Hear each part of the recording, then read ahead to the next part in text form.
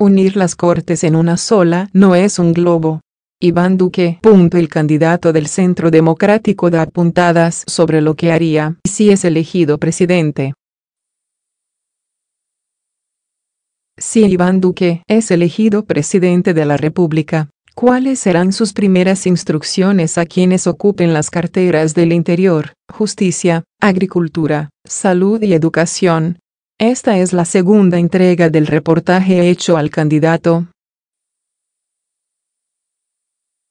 ¿Cuáles serán sus prioridades para el ministro del Interior? El ministro del Interior se encargará primero de promover el Pacto por Colombia. Buscar un consenso político para sacar adelante en el Congreso las reformas que el país necesita en el primer año de gobierno. Reforma fiscal integral, de la justicia, de la salud, reforma pensional y reforma de la educación. Además, tendrá que liderar la ley de consultas previas que se debió hacer después de la Constitución de 1991. Llevamos 27 años sin tener seriedad en un tema tan importante. ¿Le gusta el proyecto que se presentó al Congreso para reglamentarlas? ¿Permitirá cerrar tantos boquetes? Tiene cosas buenas y otras que se pueden mejorar. Lo importante es que se reglamente porque hay abusos y genera un clima de desconfianza contra la inversión en proyectos de larga maduración. En el Ministerio del Trabajo, ¿se atreverá o no a hacer una reforma pensional? ¿Aumentará la edad para pensionarse? No rotundo. Ni propondré aumentar la edad de pensión ni voy a acabar con colpensiones ni con la pensión sustitutiva. Quiero que quede claro. Mi objetivo es que tengamos mayor cobertura y que los subsidios se vayan para quienes más los necesitan, y agréguele otra cosita, que los programas de ayuda para el adulto mayor que están bajo la línea de pobreza tengan sostenibilidad en los ingresos. Pero no aumentaré la edad para pensionarse ni el número de semanas de cotización. ¿Cuál será su primera instrucción al Ministerio de Justicia? Concertar con los partidos, con las cortes y el sistema judicial, una reforma de la justicia que sea creíble y sostenible. Me obsesiona que la justicia tenga una política de meritocracia y escogencia de talento, que pueda ir a las facultades de Derecho a reclutar los mejores estudiantes para que ingresen a la rama, que nadie pueda llegar a magistrado sin haber estado un tiempo mínimo en la rama o haya sido sancionado, que tengamos el expediente electrónico, que fortalezcamos las primeras y las segundas instancias. Y, sin duda alguna, preservaremos la tutela. Que sea una reforma concertada. Piensa reformar, en el campo de justicia, la Constitución del 91. Espero ser presidente de Colombia para cumplir la Constitución del 91. El marco de una reforma de la justicia tiene que ser preservando sus fundamentos. Quiero una reforma que nos permita tener una justicia eficiente, rápida y oportuna, y que les sirva a los colombianos del común. El globo de ensayo que lanzó hace unos días sobre la unificación de las cortes, parecería que se desinfló. Para nada. No lo veo como un globo de ensayo, ni lo saqué del sombrero o de la manga. Es un tema que se ha discutido muchas veces, es una propuesta para discutirla, para examinarla y tratarla con toda seriedad. Tenemos muchas o pocas cortes. ¿Son eficientes o son ineficientes? ¿Es la estructura que conviene o no? Esa es la discusión sensata que el país debe tener. Tenemos muchas o pocas cortes. ¿Son eficientes o son ineficientes? ¿Es la estructura que conviene o no? Esa es la discusión sensata que el país debe tener. Lo dejo claro. No estoy buscando la revocatoria de los magistrados. Es una discusión que propongo para una reforma de la justicia. Punto sobre política carcelaria. Lo que hay es un hacinamiento brutal, ¿o no? Cerrar interrogación. Punto es cierto. Además, la mayoría de cárceles son foco del delito. Por eso promoveré normas para resocializar en las cárceles. Y hay otro problema de fondo. Que el IMPEC tiene más de 60 sindicatos. Punto agricultura. Instrucciones suyas al ministro o ministra. Punto en el campo hay una informalidad excesiva. El 80% de las personas están en el régimen subsidiado, más del 70% gana menos de un salario mínimo, tenemos un promedio de escolaridad en el campo de 5,4 años y en las ciudades de 9,6. ¿Qué quiero para el campo colombiano? Punto primero, despolitizar por completo el ministerio y sus instituciones, que éstas tengan personal técnico e idóneo, y además estabilidad para responderles bien a los sectores productivos y campesinos. Punto segundo, se necesitan una agenda de bienes públicos para los campesinos, vías terciarias, distritos de riego, centros de acopio, mecanismos de transformación en zonas de cosecha, microseguros. Una amnistía a campesinos que estén reportados en centrales de crédito y hoy son prisioneros del gota a gota, y dar incentivos para que haya inversión productiva en el campo. Punto. ¿En qué tipo de incentivos está pensando cerrar interrogación? Punto. En lograr que quienes lleven inversión al campo estén exentos del impuesto de renta por un periodo de 10 años a cambio de generar un mínimo de empleos. Eso ha sido exitoso en países como Argentina, Uruguay y Perú.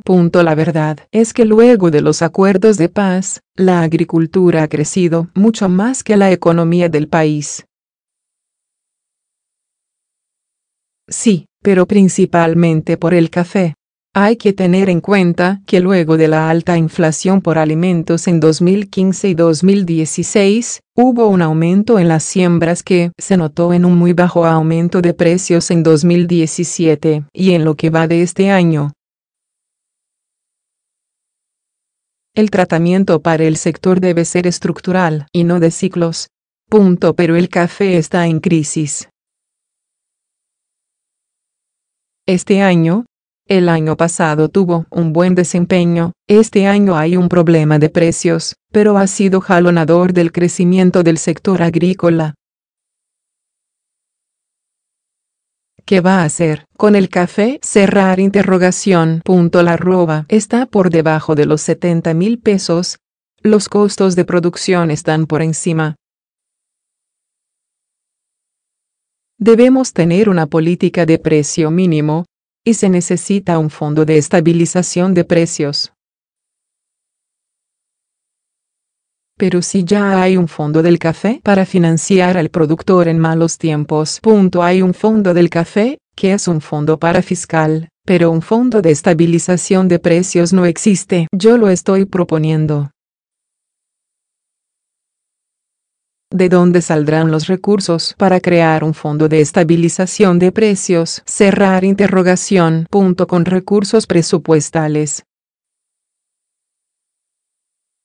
Además, es necesario un programa de renovación de suelos y fortalecernos en los cafés especiales, que pueden tener una mejor remuneración. ¿Cuál será la base para fijar ese precio mínimo? Cerrar interrogación. Que no esté por debajo de sus costos de producción. Su oferta de crear ese fondo es cierta o puramente electoral. Yo vengo hablando de eso hace rato y lo he estudiado mucho. Hice un debate en la Comisión Tercera del Senado hace más de año y medio y hablé sobre el fondo de precios para proteger al caficultor. Usted ha hablado de amnistías para campesinos. ¿Cómo es su propuesta? Hay muchos campesinos que están reportados por 100. 000 por 200.000 pesos en centrales de crédito. Así no pueden restablecer su vida crediticia y les toca acudir al gota a gota. Eso es terrible y triste. Hay que buscar una amnistía para sacarlos de esos reportes y restablecer su vida financiera. Su propuesta no es condonación ni perdón de la deuda, no necesariamente, ni hacerlo de forma indiscriminada. Los campesinos lo que quieren es normalizar la situación, y eso se logra con refinanciación favorable. Su primer propósito en el campo de la salud es ¿cuál? Liderar un proceso que es la ley de punto final. ¿En qué consiste?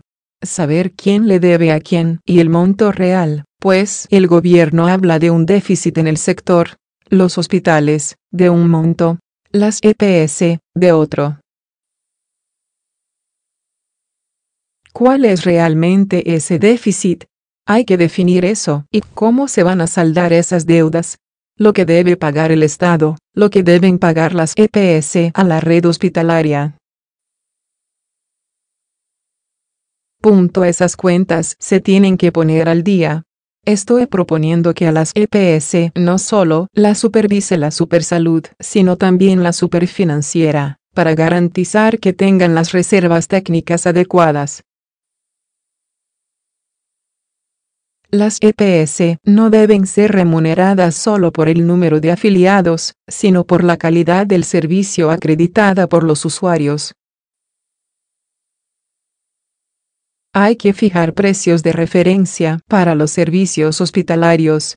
Pero el gran problema parece ser la politización de los hospitales públicos. Eso es así. Hay que buscar que dejen de ser la caja menor de los políticos. Muchos hospitales públicos se han convertido en feudos de políticos que terminan poniendo los directores y después, influenciando sobre la nómina de los hospitales, todo eso en detrimento de la remuneración adecuada de la profesión médica. Pero a la gente en el país lo que la angustia es que no la atiendan. Correcto. Y no la atienden porque muchas EPS abusan porque les pagan por el número de afiliados y no por la calidad del servicio. Voy a incorporar el concepto de calidad. Ahí sí se tienen que pellizcar, porque cuando viene la acumulación de malas evaluaciones por parte del paciente pueden, incluso, ser cerradas. Gustavo Petro, su contrincante, ha dicho que si llega a ser presidente, acaba las EPS. ¿Usted qué piensa? A él le gusta acabar con todo. Él dice que va a acabar con el petróleo, con el carbón, con la palma, con todo. Eso es irresponsable. El problema no son las EPS, es su calidad. Las EPS son aseguradoras en un sistema. El problema no es si existen o no, el problema es que hay que sacar a las de mala calidad, a las que no obran con transparencia y son mal gestionadas. ¿Para qué son los que usted llama precios de referencia? Son precios comparativos, para que no les pase por la cabeza abusar, para que no abusen los aseguradores. ¿Cuál será en general su política en educación? Cerrar interrogación. La educación es una prioridad. La innovación no solo es un problema de tecnología, sino de contar con talento humano capaz. Tenemos un plan para que los muchachos de estratos medios y bajos accedan a la educación superior y técnica con mecanismos de financiación favorables a través del ICETEX. En mi gobierno, la universidad pública no seguirá mendigando recursos para su funcionamiento y trabajo de investigación. Habrá universidad gratuita para los estratos 1 y 2 y educación digital. El país debe aumentar la cobertura de preescolares porque ahí empieza una gran brecha en materia de pobreza. Propondré doble titulación para bachilleres, que en los grados 9, 10 y 11 empecemos a dar formación para el empleo con el apoyo del SENA, para que se gradúen con título de bachiller y de técnico, según el potencial de sus regiones o según donde puedan emplearse. En todos los colegios cerrar interrogación. Sí, en todos los colegios, principalmente en el sector público. Eso no se puede hacer de la noche a la mañana, necesita una gradualidad. No es carreta o promesa de que seremos los más educados,